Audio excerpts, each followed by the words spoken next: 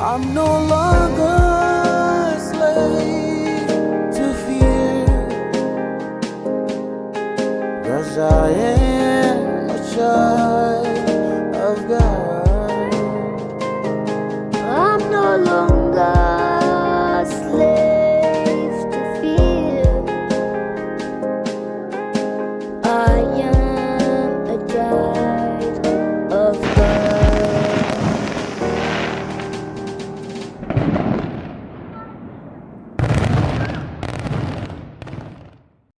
Hello, everyone. Welcome to Journey2Service, episode 30+3 now, I think.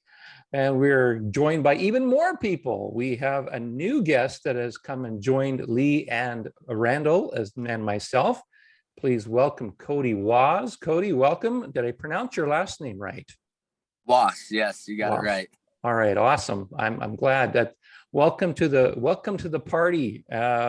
Whereabouts in the world are you? I'm in Arizona. I'm in Prescott, Arizona. Beautiful. So yeah, part of the world, and a hot spot in more than one way these days too, if you start talking about politics and things like that. Yeah, we're like an hour and a half north of Phoenix. Awesome. But yeah, it definitely gets hot. Well, welcome to the show. Welcome again, Randall. How you doing? I'm doing great, William. I mean, let's say hi to Lee quick, and then I'll start it off with a little bit of a thing I had in mind to kind of introduce Cody a little bit more to our fans, because nobody really knows who he is, but we'll go from there. How's that sound? All right, Lee, a quick hello. Hi. Hello. Hello, Randy. That was quick. All right, Randall, what do you got for us? You got some interesting information. Well, this is going to be a fun show, because I seem to be the only guy that I know on the web that talks from this broker position, being involved in this banking world above government, right? So it's the credit manifestation process. It's dealing with these off ledger accounts. And I was so glad when Cody said he'd come along and, kind of verify a little bit of it for, people that think I'm just a smart ass or a dumb ass, one or the other, we're going to have some fun today. But I wanted to start off by saying, I probably know a few hundred guys like Cody and I who've gotten involved in this stuff over the last, I've only been in it for about, 6 years or something. Cody's actually been at it for longer than me. So, but of those, there's been some very serious, beautiful contacts made with people that are more like-minded, like Cody and I, that think in terms of humanitarian kind of projects and think in terms of love and joining together rather than what can I get, what am I going to get out of this? It's a ego-filled world. And brokers like Cody and I, we've had our chances and we've been so close a few times, and that there are times when I fully believe that the bankers that get involved just say, okay, see you later, because you can't take them into the legal jurisdiction and challenge them. So we're put out in the cold. However, it's helped us to learn the system and to make really good contacts that are solid and that we know are moving this thing ahead. We'll talk a wee bit about QFS today. I sent a little 20-page document or something from one of the groups that talks about QFS. QFS being something that's, I know of at least 3 different organizations that are getting it started. So, it's not as if it's one thing. And each of them has very similar ideas, but each of them has some different ideas too. Not one of them has moved to the point where we've seen anything happen. QFS, in my mind, is a technical term for how we're going to move away from SWIFT and the central banking system. However, I still don't think that it'll be just boom. It'll transition over time, and we'll see, still SWIFT movement as well. That being said, just give me one more minute here to start off a story, okay? Because I want to say that everything that humans do is stories, okay? We're telling stories to one another. And these stories, once they get the belief or the credit or the credibility from a certain amount of people, then they're off to the races. And what we've had here is a story of kings and queens that transitioned into a story of governments that were supposed to, kind of look after the people. And while the kings and queens kind of remained out of the scene. And that story got really set on its head with these governments that just became greedier than the average, wealthy, ego-minded capitalist. So that transition, I'm going to say, I'm predicting, and I'll bring it up later, a story back to, moving a little bit back into stories of sovereignty, which includes us, from a regent rather than a king. There was, in the past, I believe there was good kings, but a regent king would be one that really thinks about the people, not just about how he can, expand his empire and all that kind of stuff. So that's a little bit of a start for everybody. And William, I'll let you touch base with whoever you feel want to talk Sure. to. Well, I think because Cody's here, I think that we would like to get a little more information from Cody, and also to sort of corroborate some of what you just said, Randall. Cody, I'm just wondering for you, do you kind of operate in the same medium as Randall? Do you work with sort of the higher bankers and are looking to get funding, or are you slightly different again as far as what you focus on? For the most part, somewhat of the same thing. I can kind of give like a little bit of a background, kind of like what led into all this stuff. Because I started out in like 2007, getting involved in like the RV GCR stuff, the currency stuff. And it wasn't until 2011, some things happened. I was always involved in all sorts of various things, major, like, got involved in like private placement platform stuff, brokering between major things, bank guarantees, like MTNs, bulk REOs, non-performing notes, everything, at that point, the market had crashed. Nothing ever really fully worked out. But there was major transactions, but it just led me down this journey. I bought houses at the peak of the market, crashed, had to go through foreclosure, started diving in deep to all these various subjects, figuring things out when it came to, the debt-based system and like debt settlement and things, in regards to taxes and all these legal loopholes and laws. And then I got involved. I was out at the Atlantis Resort for this big, it was called Global Information Network. And there was a bunch of people that were all about like, law of attraction, self-actualization, all these various things. And, I met a lot of people out there. And months later, this lady called me and she's like, my dad's in New York. He's working with these major like gold purchasers and some of these families. I think one of them was one of the Rothschilds actually. And but he has like this opportunity that came across. Anyway, it ended up being I talked to him for like, a few weeks, like about all this stuff, going in deep. And it ended up being in regards to these historical assets. And this was like early 2012, and it just started me down a crazy journey. I ended up through like a lot of crazy things that happened, ended up acquiring some of these assets. I had like 1938 Liberty 1000 bonds. And these are like, bonds that were never redeemed. And basically it was a Chinese, and they're gold backed, and they were like bearer bonds. And there's these things that they were implementing at the time to basically, it was like redemption in a sense. But that kind of like started my journey. I was expecting things for, I flew out to New York, sat in rooms with, these high-level paymasters and attorneys that have been dealing in these high-level like platforms and various things. They were showing me stuff, people that just, made massive money and just like went off the face of the earth and went out there and did like the full KYCs, know your customer, proof of life, all these things. And they were dealing with a lot of these various families and, royal groups and dynasty families and stuff. And this redemption, this stuff was supposed to happen. And it was like about to happen like I felt like it was like on a weekly basis for years. And I'd have to do like cease and desist because I just kept seeking truth. So I just, and holding these assets too. So it was like, you know, I wasn't the broker in between. Like I could just keep like directly finding like who's at the top, what's really going on. And so like when I, you know, find something better, I'd cease and desist. They'd have to send them back, you know, get into some other deal.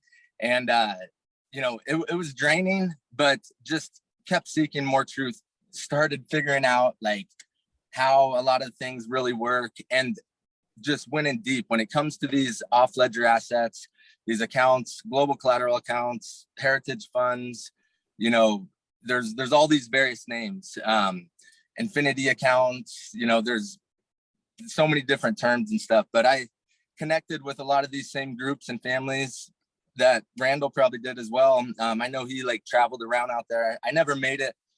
I almost went out to the Philippines to meet with this, like one of the keepers out there of some of this wealth. And I got involved in like big treasure operations with Yamashita's gold, which a lot of this stuff, it's all the same stuff. The Marcos gold, the Yamashitas, you know, from World War II, where Japan went through, you know, pulled all this gold out of China, hid it in the Philippines. And there was, I mean, probably even still to this day, I know they even made a TV show about it. All these, you know, they hid gold all over the place within the Philippines and a lot of these other areas too, Indonesia, Malaysia, many of these countries. And so it was just like this massive learning experience, just kept diving and learning more, connecting with more people, a lot of the various people dealing with it all, you know, Marcos, the TVM, the Alpha Mega, you know, Neil Keenan, all these various guys that are like kind of dealing with these dragon families or whatever. I was like connecting and talking with them, trying to figure things out.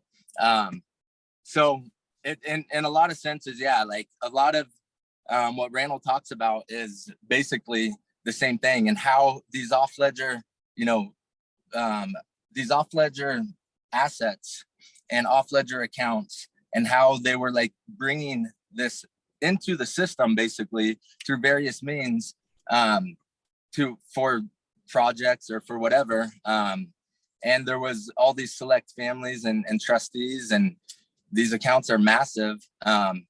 But yeah, and it led me down just a crazy road. December 2017, I was dealing with like everybody by 2016. And then somebody reached out in 2017, kind of like pulled me off track from what I thought was going to be happening. And that's and who Randall knows as well, is Kim Gogan. And then, yeah, the last few years, it's been just like a roller coaster ride. And I just kept seeking. I didn't attach to any one thing. Kept making connections. You meet amazing people out there, like, you know, that have projects. You know, we've all been trying to do these major project funding and stuff to change the world. You know, back then, like some of the first contracts I was in, like with the assets that I had, it was going to be like 9 billion and majority to go towards projects.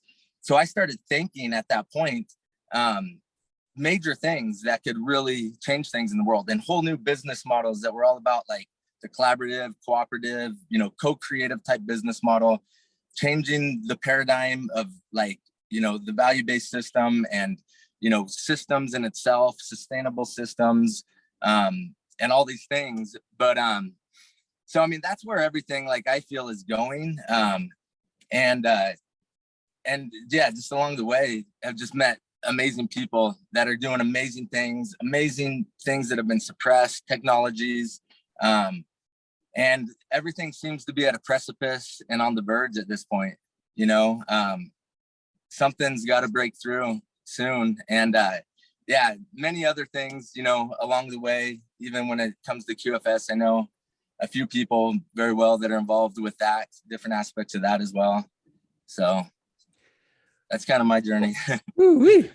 Talk about covering a lot of ground. I can just see a book in your future as well, because I imagine you have got some good stories to tell, Cody. And unfortunately, we don't have that much time to do it in one show. But you know, like there's a lot there.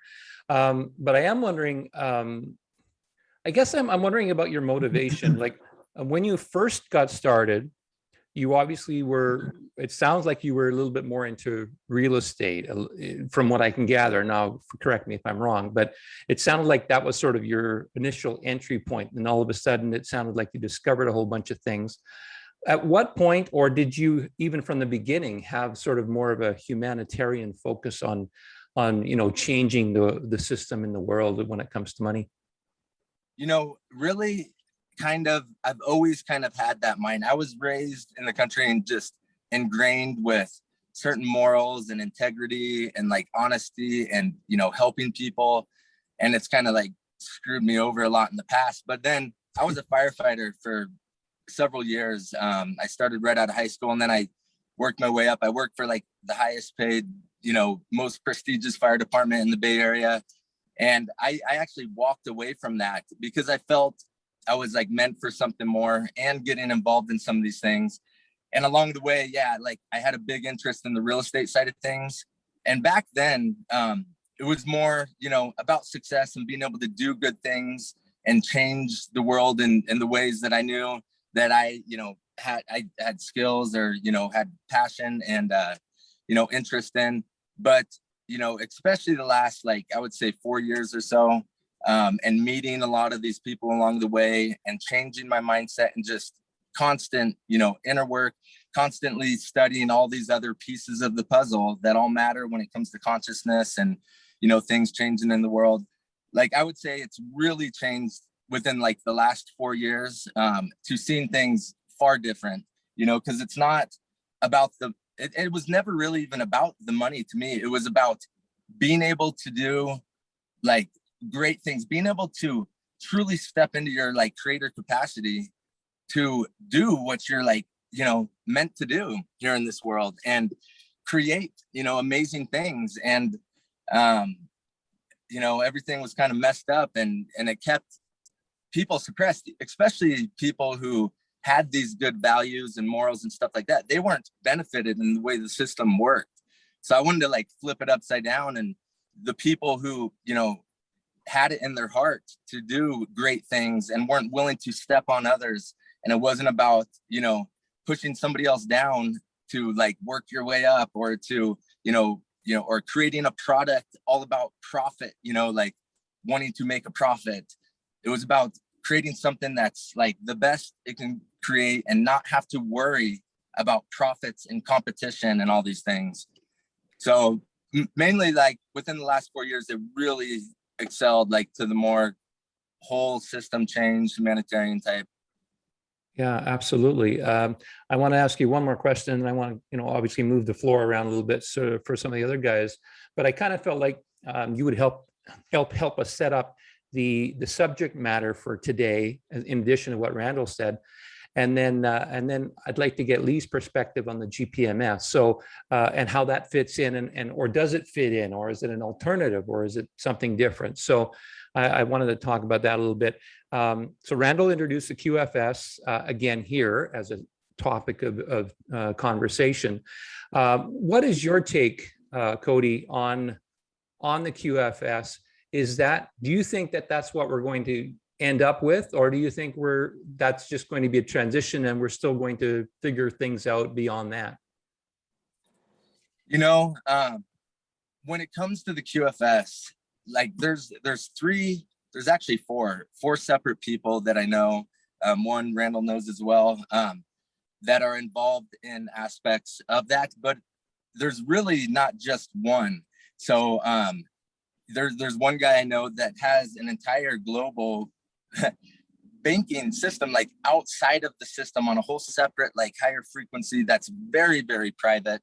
But he calls it like, he's got like a Sky Bank, an Earth Bank, and like Kingdom Banking. And it's like kind of like an invite only, but his heart's completely in the right place.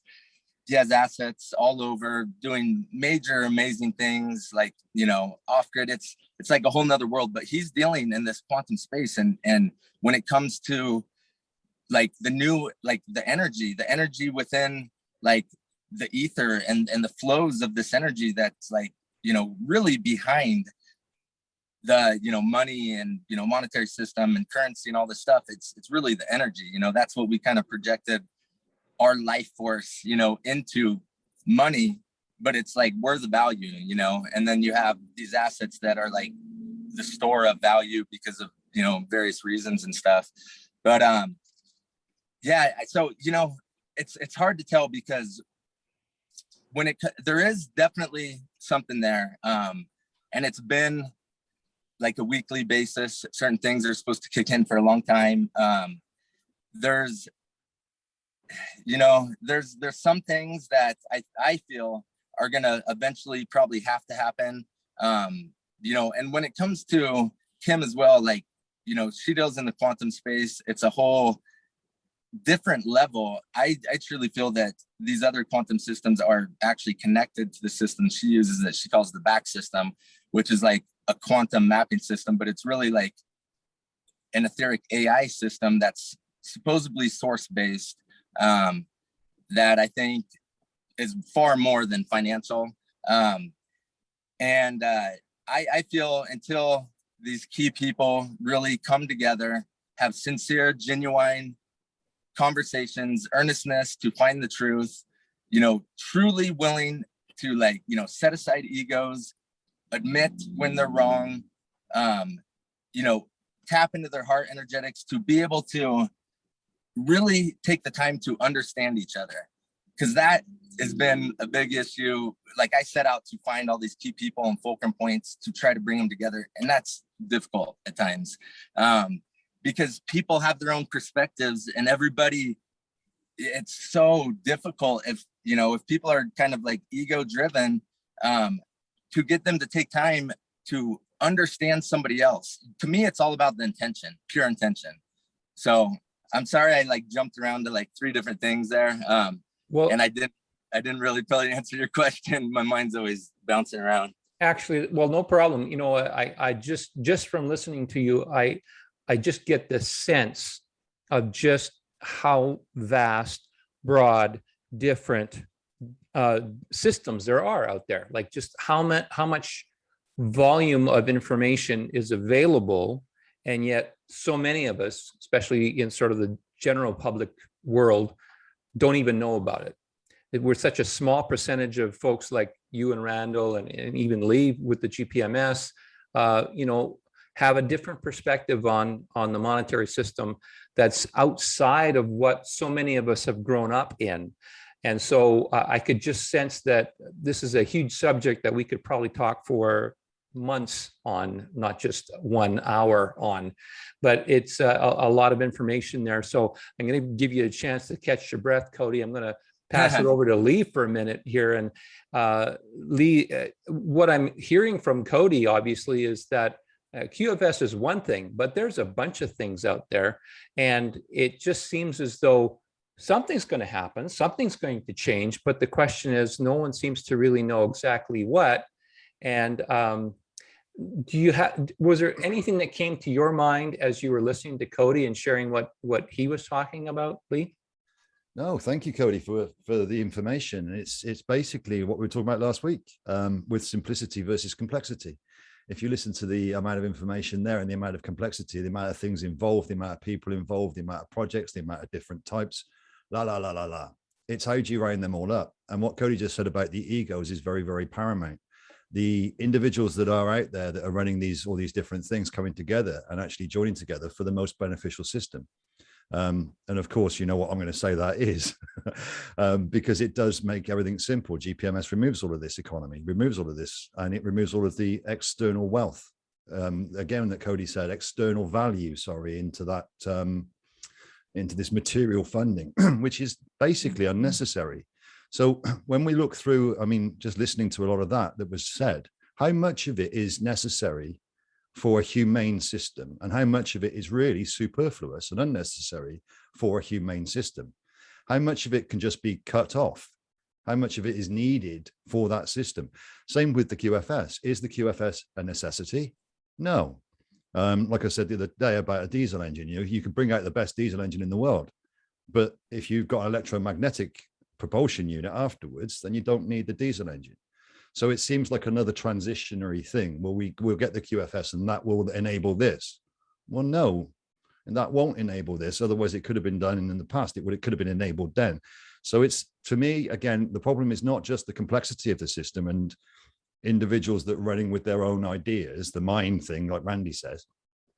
It's the system itself just needs to take a step back. Everybody needs to take a step back from it and rethink it completely from top to bottom, or from bottom to top, however you look at it. Who uses the system the most? Humanity does. Who benefits from it the most? The few do. So there's something inherently wrong with that. What is it? Is it the system, or is it the way it's being run?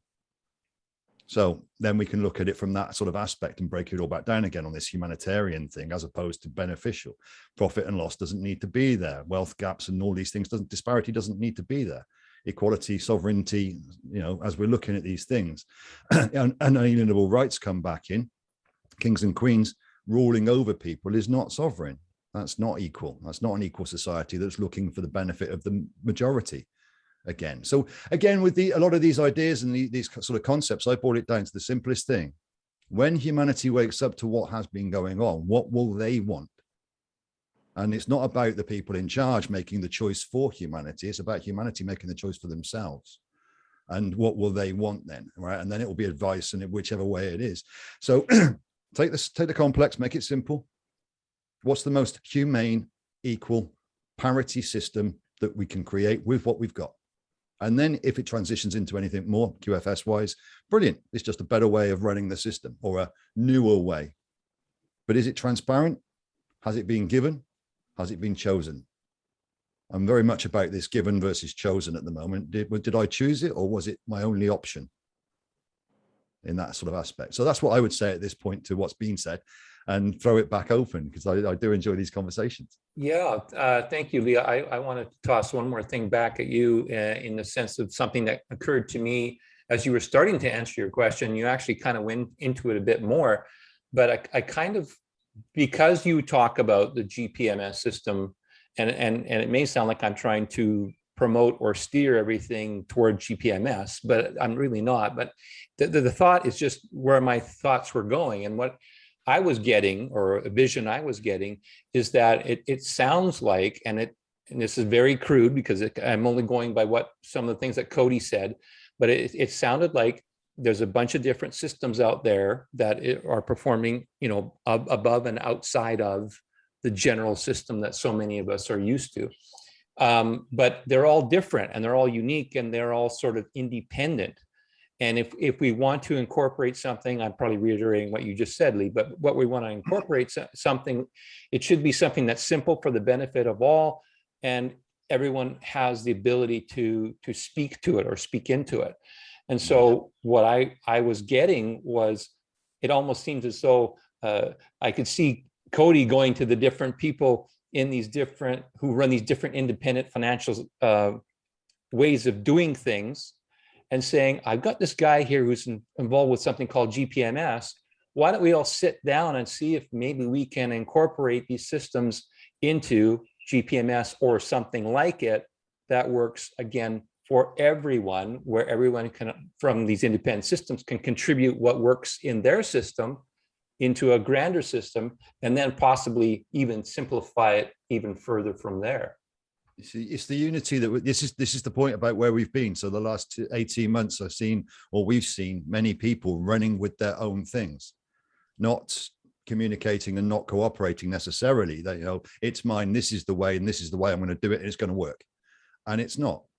And that could be done on a plethora of individuals that are running beneficial systems, and they're good. They're not bad. They just won't work, because the whole plan is unity of humanity.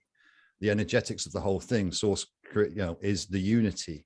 And all of these individuals that are running running their own ways, have to unite with humanity to create the new system. So as long as they're going to keep running and the ego is going to keep pushing them, it's mine, and this is my way, and I'm the savior of humanity, then nothing will happen. But what is happening is humanity are being oppressed and oppressed and oppressed and oppressed to stand up at the same time as the egos drop, it seems for me. So at the same time as the egos and the credibility is crumbling from these ones who haven't got it quite 100% the way they think they have, humanity is being woken up in shocks and shocks and shocks, electric bursts itself, to stand up and say, listen, this isn't work, this isn't work, this is not beneficial for all, it might benefit the few. So what can we do? And at the same time, the egos come together. However that works is the way I see this sort of unfolding, having spent so long waiting for at least one, just one, to come and have an interest in what GPMS is. But no, that hasn't been the case to date. I'm not going to say it won't be, because it will be. So whether it's GPMS or another model that is GPMS, it doesn't matter. That's inevitable when all of these individual systems fail, and they will. As far as I'm aware, from the energetics of what's going on with this transition, ascension, however you want to see this shift in humanity. So humanity needs to stand up and will stand up. That's being shown in the reality, if you want to see it out there, how much that's being squashed. And how much will they accept when they see the truth as to what has been happening? So this is the interesting aspect of, you can have that system, you can have that system, but it didn't benefit us when we were being kicked on the ground and we had to stand up, and then we had to make a choice. Are we going to choose you as our savior, or are we going to choose to save ourselves? And this is where the unity comes in. So that's where GPMS sits, is that unity point. It's not this point, you know, we could say it could have been 6 months ago, well, it could have been. But nevertheless, the unity is the culmination into that simpler system that is equal for all, and removes all this disparity and removes all this complexity. As the legal structure breaks down, as there's all this governmental structures break down because people realize they're no good, then they want something that is good. And that's where all of these systems sit. It just needs that unity. Randall, we've heard a lot of things already from the two gentlemen. Anything stand out for you that you want to comment on? Yeah, I'd love to. So, you know, Cody basically verified what I talk about as far as the unlimited amount of asset-backed funding. Like we'll call it treasure rather than gold, because it does include all kinds of stuff, right? Precious metals and precious stones, gems, you know, you name it. And just to, you know, add to what Cody said about the Philippines has 7,100 islands. If you put them all together, the landmass would be a little bit larger. I think it's just a little bit larger than Vancouver Island, if you can imagine, William. But 7,100 islands in that place. And a lot of them come straight up out of the water, because Marianas Trench, one of the deepest parts of the ocean, is right off the west coast, or would be the east coast of Philippines, right? So that area is the Ring of Fire, but it's also just, it's been such a kind of forgotten area, because we just think in terms of our civilization and our recent history. Lemuria, which covered that entire area at one time, sunk. And at one time, Lemuria had assets and a civilization that were beyond even what we can imagine with the, you know, what we call the Aztecs or the Egyptians or whatever, right? This was before that. So a lot of that treasure is there already from Lemuria.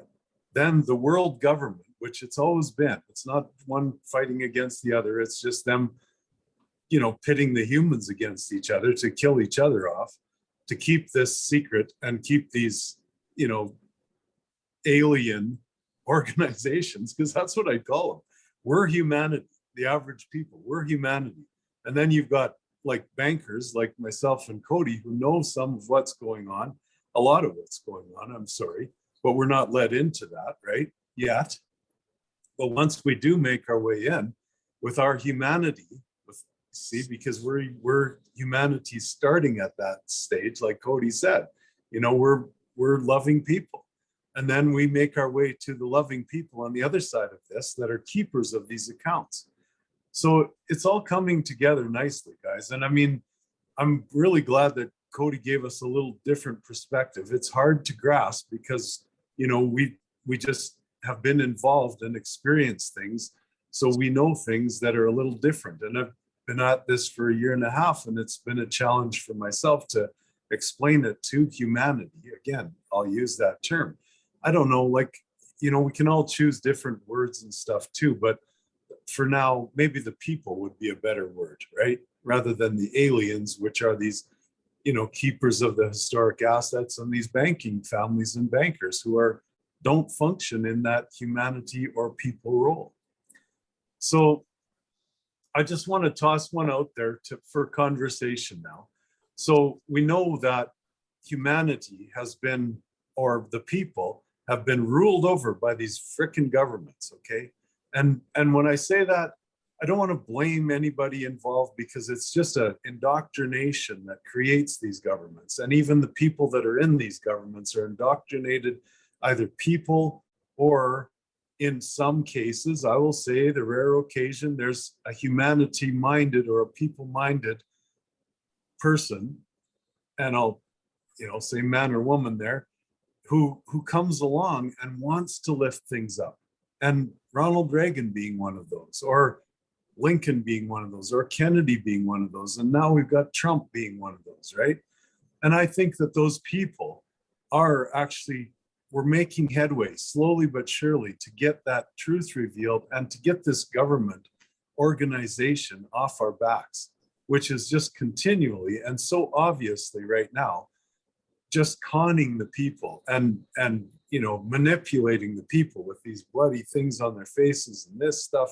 It's all about consent, to just keep you consenting or believing in the credit system, which is complete utter farce, uses what Lee talks about as the human energy being the value, and then saying we're the debtors instead of the creditors of that human energy.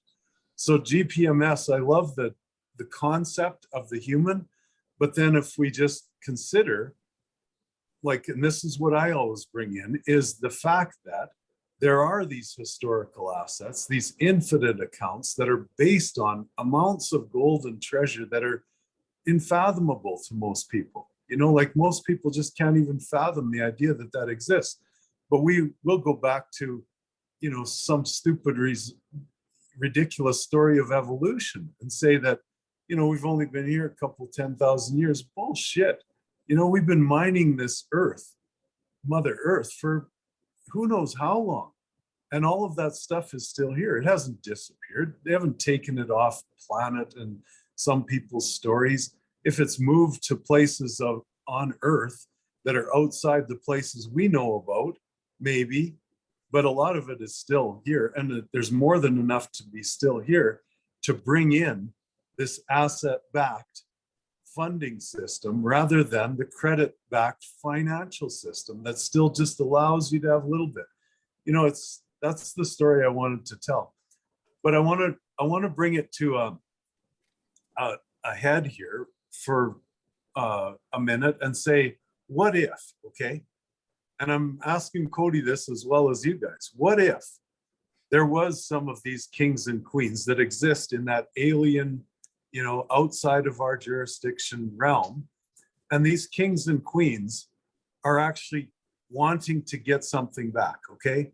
So the contamination of these funds that went into these platforms that Cody and I both talk about, that became contaminated, okay? So the little bit of money that went in, it's like the opposite when we talk about lending money based on fractional reserve, okay? So some physical assets went into these platform trades, and then it just expanded because it was contaminated with these credit-backed accounts as well. So then when they tried to bring it back out to the people, they had a plan for humanitarian projects. That wasn't going so well, so they brought it into the globalist agenda projects. And that funding went to things like Walmart and whatnot. So what if these families that actually still have access through spiritual and conscious mental means beyond government, okay? They're good thinking people, and they're also spiritual people, want to start with bringing some of these assets back in for funding projects, because that's where I live, in that world. And what if these families, because we have two things going on here, right? And that is the kingdoms of the world that are still there, and then there's these bloodlines of Christ-like people. Okay, I'll say that, like, the bloodline of Jesus Christ, for instance, that you can always fall off, but generally speaking, that family should be, training their family members into this consciousness and love that Cody and I speak of. And that, so if you're going to meet in there somewhere, it's meeting with those kind of people. So what if, I'll bring this in, what if the Queen Elizabeth was not part of that elite bloodline family? I'll call it elite because it's conscious and spiritually elite. And then she wasn't really overly compassionate to start with. So her family tried to bring it in through a young lady named Diana. And when they originally did that, what if it was harvesting of embryos and artificial work that brought in some more children? What if? And what if I'm talking to one of them? And what if I'm talking to a couple of those people that think in those terms of humanity, like Diana did, but also have the genetic connection back to Jesus Christ and Mary and Sarah? So these are just what ifs, and it's just my story, and it's all about beliefs anyway. But the belief part is we do still believe in a king and queen kind of thing, because a lot of people still think that way about Queen Elizabeth. As much as we don't, the majority of people do. And then you think, okay, how many people believe in the story of Jesus Christ being the ultimate compassionate pattern man? Lots. By far the biggest religion on earth, if you consider religion. But then you think outside religion, Christed light is a wonderful word that goes around the world of non-religious people. So there are a lot of people that think in that compassionate, natural realm. I'm going on here, but those are the things that I wanted to bring in, is that belief. So if we're going to bring people into some kind of a common belief, why not start with wonderful, compassionate kings and queens that are keepers and out there for their people? And number two, a story of a man, a pattern man, who was the most compassionate, loving, unconditional loving man that I know of, and that's Jesus Christ. So on we go. Take it from there, boys. That was a question and a half, I'll tell you. Wow. I think we got the idea. I'm definitely wanting to pass this on to Cody, but Cody, just a simple question on top of Randall's question. At least I hope it'll be a simple question. Spirituality. It seems to be fitting into this in some way. Do you have a sense of it yourself, and how do you see spirituality kind of fitting into this whole monetary system and trying to unify everything? Yeah, no, I definitely see it fitting in myself as well. Like I've dove in deep into so many of these different pieces of the puzzle and been able to connect the dots, see how each piece affects the whole. And the spiritual aspect is a major piece, diving into all the metaphysical, the unseen, the multidimensional, all these other aspects. I mean, I've gone deep into many other things as well, the quantum aspects of it all. It can go deep, but and the energy and stuff behind it. And I definitely, from how I see things and understand things, at least as far as how things have been working and were, but they got basically corrupted and flipped and inverted and used kind of against us. We got turned into fictions, and all these various things happened, and we kind of unknowingly consented into a lot of these things over thousands, and really especially the past few hundred years. But I feel it plays a big part when it comes to it all. It's things are definitely changing. The synchronicities, stuff happens to me all the time that are just wow. And if you're not really aware and have this higher level of consciousness, and you won't even really notice this stuff, but when you are, you catch it, and you could just feel it at times. There's we all go through ups and downs, and I always can tell when my frequency is high, when I'm feeling good, when I'm in that state of like the heart energetics where you have compassion, you don't want to like argue or, you know, create fights or pass judgment or any of these things when you're feeling in that way, because you don't want to leave that state of feeling. You want to stay where you're at.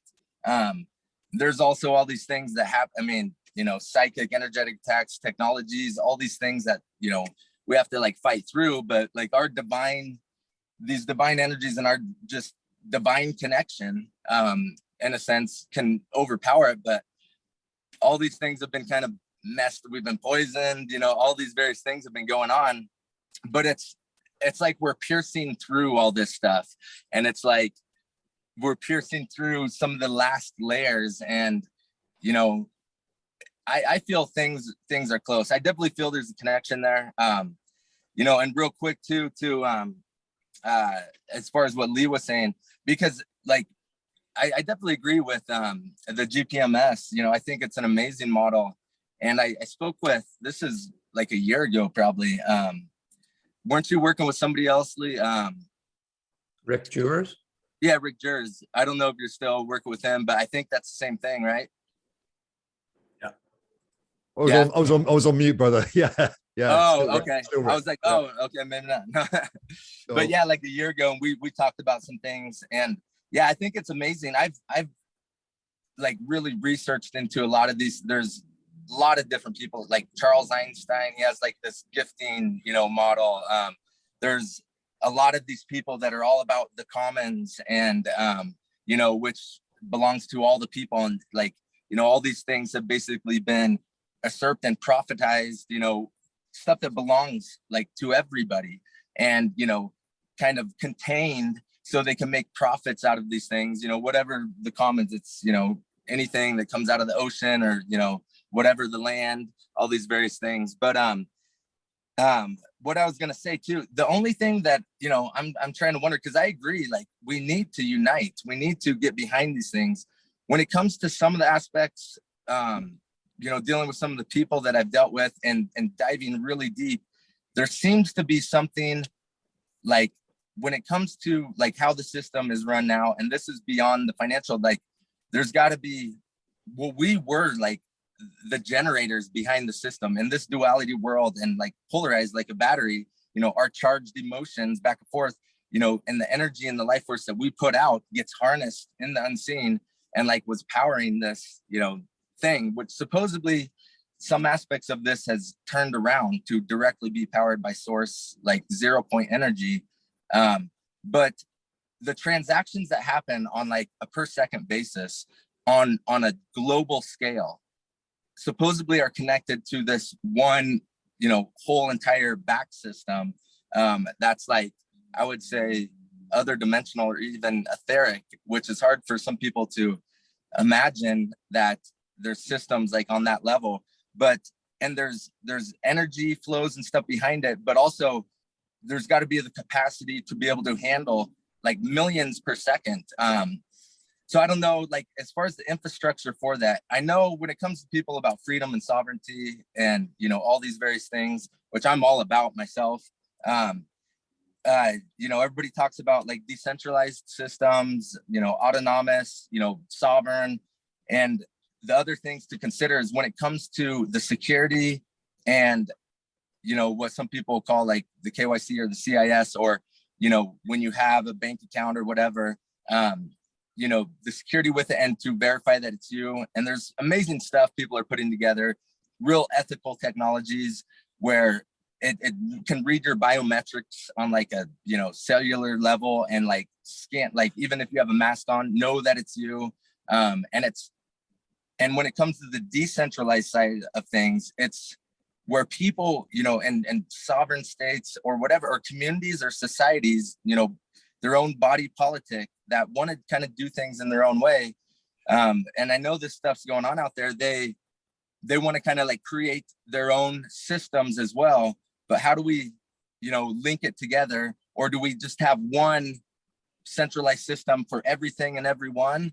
You know, I think everybody's going to kind of have different opinions when it comes to that.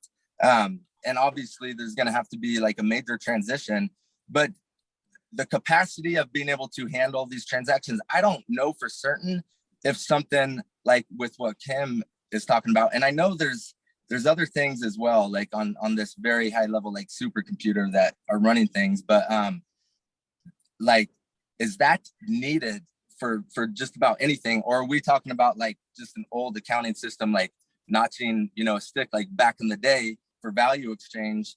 I think all those are like kind of factors that need to be like considered, you know. There, real quick too, there's a company, and I connected with the guy behind it a while back. It's called Holochain, and it's beyond blockchain. And blockchain has certain things that like keep it kind of suppressed, but they're able to handle millions per second, and it's fully decentralized, and there's separate nodes and hubs, and the guys behind it are all about all the same things we're about, you know, the sovereignty, the freedom, you know, changing systems, and they're building like governance systems around it, like self-governance systems, new business, you know, or system models.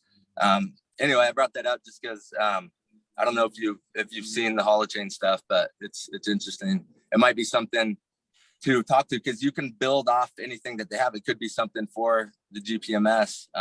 Anyway, yeah. I look at it, sorry, William. I look at those sort of blockchain systems as proof of concept. So the blockchain and any newer chain system, all I look at it is nice and simple, as however many, let's say 6 billion nodes with unlimited money, with unlimited account in each node. So you remove accountancy, you remove profit and loss, you remove commerce, you remove economics, because there is no need for all of that if everything is fully funded. So there's a lot of different ways you could do this, but it's not my choice. It's humanity's choice with GPMS. This is the beauty of it. It's whatever system, when there's a choice made to change the old, to change out of that suppressed, oppressive system. However, then the experts and those in those fields say this is what will do that. But that's where the unity comes in, where you've got all these individual ones running around with all great ideas coming together and saying, well, if we use that part of that and that part of that and that part of that and that part of that, then we create this, which I think is what you're trying to talk about with the holochain or whatever. So it's all of these ideas and all of these systems are there. The answers are all there. The solutions are all there. What's not happened to date is the question hasn't been asked, or the choice hasn't been made, if you like, from the masses at this point. But energetically, that is being created as we speak, divinely, for the masses to then stand up and see, because all the truth is out there. It's just been censored, right? So they can see it once they break their paradigm. So there's going to be a paradigm shift and then a choice made, and then this, however you see it, coming together in this unity then to create a system that is the most transparent, the most sovereign, the most equal, that actually is non-loopable. So it doesn't come back. It's not manipulable. Not that we want to project that there's going to be criminality in the future, but it's a system that says this is that simple. It can't go back. There's no way it can. And again, if you unlimit it, blah, blah, blah, there's many ways that this could happen. It's just inevitable that it will. And this is the fun part of this, if you like. This is the excitement, is, okay, how's it going to work? Because it is coming. I think also what it boils down to is, how are you going to make it work during the transition from the old system to what eventually will be an agreed upon new system, hopefully an agreed upon new system anyways. What I get, just as I would say the least knowledgeable in this field, it's just, I stand back and look at it again. I mentioned the word general public, or the words general public, several times, because let's face it, a lot of the people in the general public don't know what you guys have been exposed to or are aware of it. So there's going to be an educational factor as well. You have to bring people up to the level of awareness, and obviously that's going to be somewhat their own responsibility, but you also have to be able to, if you want people to work together, I think there has to be a certain level of commonality, or a common denominator, if you will, to begin from. And so what I'm getting just from listening to you guys is that there's a hell of a lot of information here. There's a lot of different information here. There are a lot of different systems here. There's a lot of complexity here. There's a lot of independent groups that want to do different things here. And there definitely needs to be a coming together. So I don't know why I think of the Bible. I think, at first there was, nothing but chaos, and then came order. And right now, I think we're coming from an old system of order to a certain degree into chaos. And then now from the chaos, eventually we'll come back around and create order. But how we're going to get there, that's part of the journey. That's just a sort of a general public perspective from the way I see it. Randall, I see you nodding your head. You might have some comments to that, and anyone else after Randall can jump in too. Well, we're getting close to an hour, and I like to keep them around there. I mean, we can always do this again in a few weeks or whatever, but a couple of things, humanity and the people have been now exposed so blatantly to how ridiculous government is, okay? These last 2 years have just shown the people one time after another, like, really, Joe Biden, that sleepy old man that's wandering around, can't even speak, is the leader of the New World Order government? Like, really, it's just so obvious to people. And I think that's what we're being tested on right now, is to see if people will just simply pay attention to how ridiculous government has become, and that we need to have leadership. Don't get me wrong, but that leadership is unlimited now because, we're exposing, Cody and I and many more, the fact that, debt is an utter illusion in my mind, and I keep saying that. Credit is available for anything, and the assets are available for anything. So there's no lack. And that's all that government has done to our minds through programming and education, is just drive in the idea of lack. And lack being to the point of, okay, we'll give you some benefits, as the welfare check comes out or whatever, that's just so insane. And we've been exposed to that finally.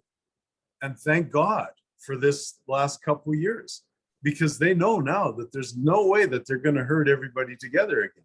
There's a few people in certain countries. I mean, we're so spoiled up here in Canada that a lot of them have fallen for it, I got to say. But, there's still a big chunk of them that haven't. And you'll never herd them all together ever again. I mean, this was the last straw, the last ditch attempt to try and keep that idea of New World Order government away. And it's coming into a divine order. And that is the truth, because like Cody said, there's spirituality involved in this instead of just following some rules, So I'll end mine there, and maybe we can tidy up with one round for each of the guys, and then we'll call it a day, William? I think that's a good summation, Randall. Yeah, we started a little late, so we're not doing too bad on time, but yeah, we've all had a lot to say, and we just barely scratched the surface. I mean, we didn't even get into the meat of what we were thinking we were going to be talking about today. Mm-hmm. So, but definitely want to do the rounds one more time, and I'm going to pass it to Lee. Lee, any comments about what I said or what Randall said in the last couple of minutes, or anything you want to add to anything that's been said to this point? No, with regards to transition, and with regards to education and all of these things, I see there's so many possibilities for all of this. There's also probabilities, and possibilities are very, very quick. So I don't portray any timeline on this as necessitatively necessary, if you want to call it that way. It doesn't need to last a long time because we think it might. That's not the case. It doesn't need to be the case. So transition could happen very, very quickly. The systems are there to do this very, very quickly. Whether that transpires to be the case or not, as we've seen over the last 18 months, we'll see. But the truth is blatant to everybody. I call them the ones that remain alien to the truth, for want of a better word, unobservant at the moment, because they're in survival, as we've spoken about before many times. The survival mode is very real for the mass public, if you want to call it that, or the general population, as you call it, humanity in general. But nevertheless, the awakened ones, the higher expanded consciousness, or just the awakened consciousness, as Randy was alluding to, is huge. And it's not going to get rounded back up again. There's no way it's going to fall back into the old paradigm. It's just when the old paradigm is broken for the ones that are still in it. So we're in that phase right now where there's a majority, I would say, that are awoken to there's something wrong, if not more. Whether they know a lot doesn't matter. They've got enough in them to say that this isn't right, and this is being pushed and pushed and pushed. You're seeing, what was it this week? Cannabis now causes heart attacks, and climate change is causing heart attacks in babies. You know, when will the public just say, what? Hold on, it never did before, you know, but now it is. You know, when will they put two and two together and say, well, what else is happening at the same time with other things going on, and these sort of things that are coming out, you know? So this, you can't remain unobservant, you can't remain ignorant, keep going through this. So it won't take very long to wake those up that are still snoozing, still got the button on the snooze button, in my mind. So then it's what happens then. So we're in a perfect opportunity for the ones that are awake in the higher consciousness, the Christed ones, that are Christed light, that do carry that humanitarian or that Christ-like image, if you want, of the way that they want to be, like Cody said, in the heart. You know, the ones when you're in your heart, it's just a beautiful place to be with all of that.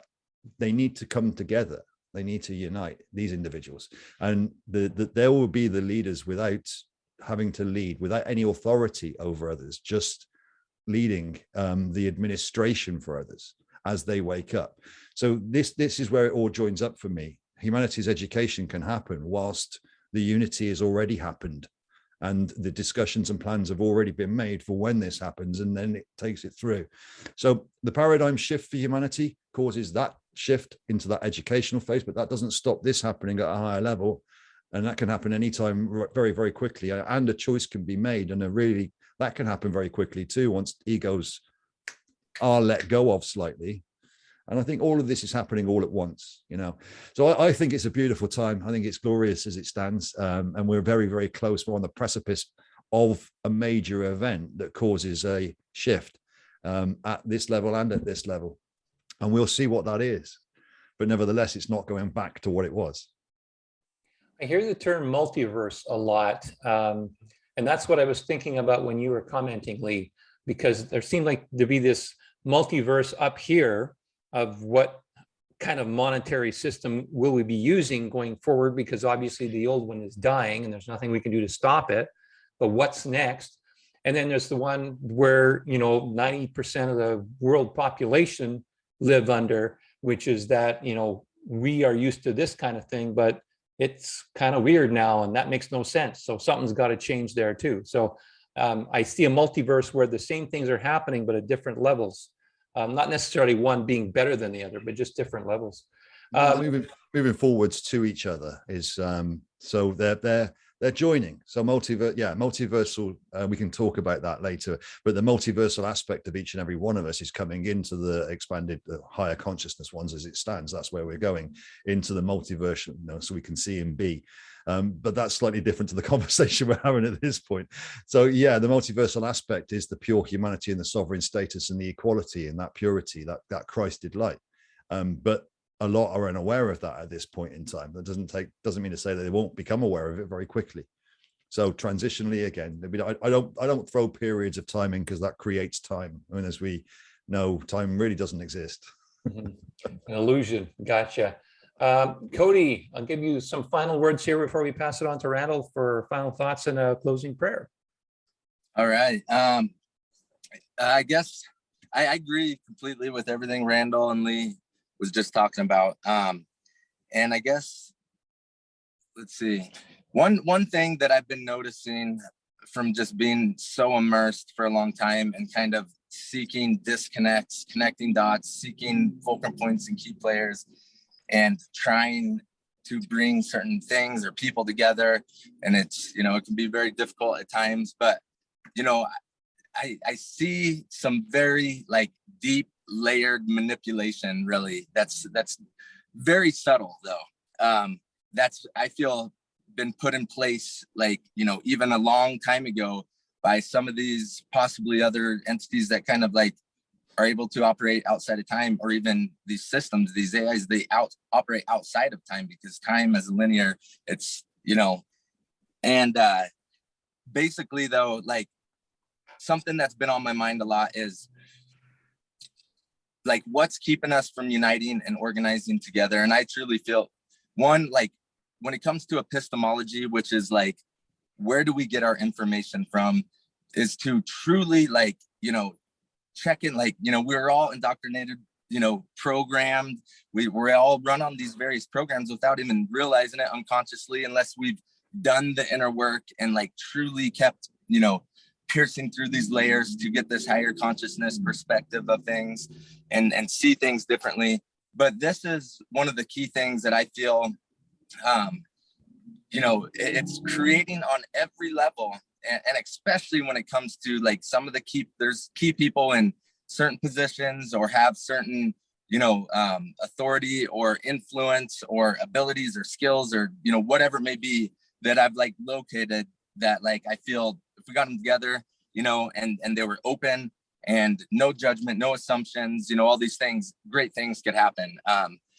But what I see happening all over the place in the truther communities, the spiritual communities, everywhere is, there's so many layers of information and knowledge and all this stuff. And then there's all these rabbit holes into all these conspiracy, things. And, a lot of them, they're all true and all this stuff, but people get closed-minded. They think they got it. And then individually, or people, they're very like fundamentally like raised in, in church or some religion or whatever. So everybody has these limiting beliefs that they don't even realize. And this goes into everything since you were a child. And they block like from working together, like somebody will say something, somebody will have a limiting belief that they don't even realize and be like, oh no, they'll make an assumption unconsciously about that person, especially if it's when I'm talking about these key people trying to get them to work together. And with the egos and all this stuff involved. And, everybody's like pointing fingers, or thinking, oh, they got this wrong, instead of truly breaking it down to like this most simplest form, which is what I try to do now. Like I have a golden rule. Like I do not just make assumptions anymore when dealing, because I dealing on a lot of these higher levels and families and bloodlines, like, and all sorts of people. Like I've connected with all of them. Even I didn't care who it was to truly like understand the enemy or understand dark and psychopaths or whatever. Like how do they see things? Like why do they think this way? But through doing this, and taking the time to have genuine, sincere conversations, taking time to try to understand somebody's perspective on how they're seeing it, putting yourself in their shoes, seeing through their eyes, and truly just trying to see what's in their heart, what's their intentions, do they have, because when you act in that way, and if you bring people, with that in mind, everybody, pure intentions, open minds, earnestness to find the truth, willing to admit when you're wrong, set aside egos, anybody that has agendas, anybody that, has stuck on some narrative, that's still like, has all these limited beliefs or being controlled or some, self-serving motives that are like hidden or whatever, that stuff surface, that they'll expose themselves when coming together, and so I just see it all the time. Somebody will take somebody says about somebody else or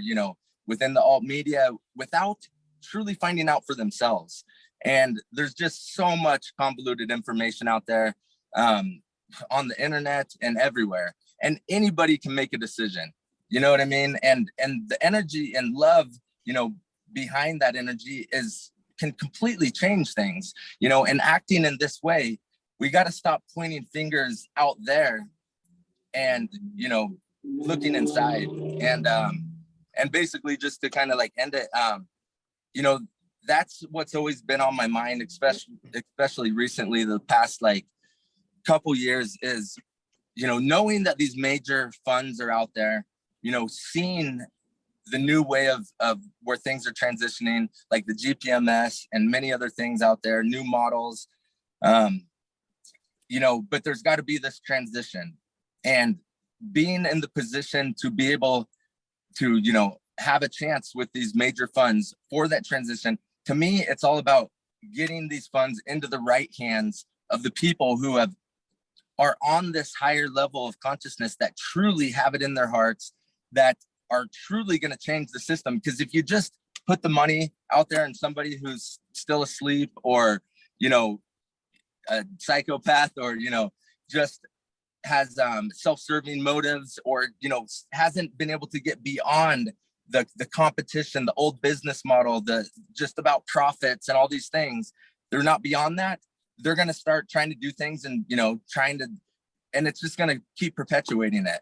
So that's just something that, like, you know, in my mind, with this transition, this is what excites me, is just like getting this out into the hands of the right people, and to transition all these things and these business models and stuff into things like the GPMS and many other things out there. Because that's what I feel is like really going to change the world, and change the education system, and change the way people think, and, you know, work our way out of these programs and the duality and the polarizing that keep us pointing fingers and divided, which is what the dark, that's like their biggest control mechanism, is keeping us confused and divided, and from organizing and uniting. So that's basically it. All right. Thank you, Cody, for your words, and thank you all for your contributions. As you can tell, and the viewers can tell, there's a lot of information to be shared, a lot to learn, a lot to adapt to. But yet we are looking at unity. We're looking at eventually simplicity, but probably coming from a very complex place. And that's the challenge I think that we face. Randall, I'm going to pass it to you for any final thoughts, and of course, closing prayer. Sure. So I just thought I'd show you where I'm at, Bankers Hall. So this is the twin towers in Calgary, and up on the next level up there is where the Swift rooms are, where it's all hidden away, right? Just secrets, not gold or silver or fuck all anymore in there, but that's the Swift room. So I just, you know, I love this conversation, and we'll do it again in a few weeks or something if you're available, Cody, and, you know, we'll just keep talking about it, because it is all about peace, harmony, love, abundance, and freedom for everyone and everything every day on our minds. Unlimited love. Don't forget that part. And resetting our subconscious with, you know, words like that. Just try and do, you know, practice your own mastery, folks, because we can all do this, you know, change our thought process so that it starts to become a collective thing. And I shouldn't say starts to, it's already in the process, and we've got this anyway. So abundance, sovereignty, health, love, and euphoria. See you guys next time. Love you guys. Thank you guys. Appreciate it. Okay. Love you all. Thank you very much. All right. I'm no longer a slave to fear. I am a child of God. I'm no longer a slave to fear. I am a child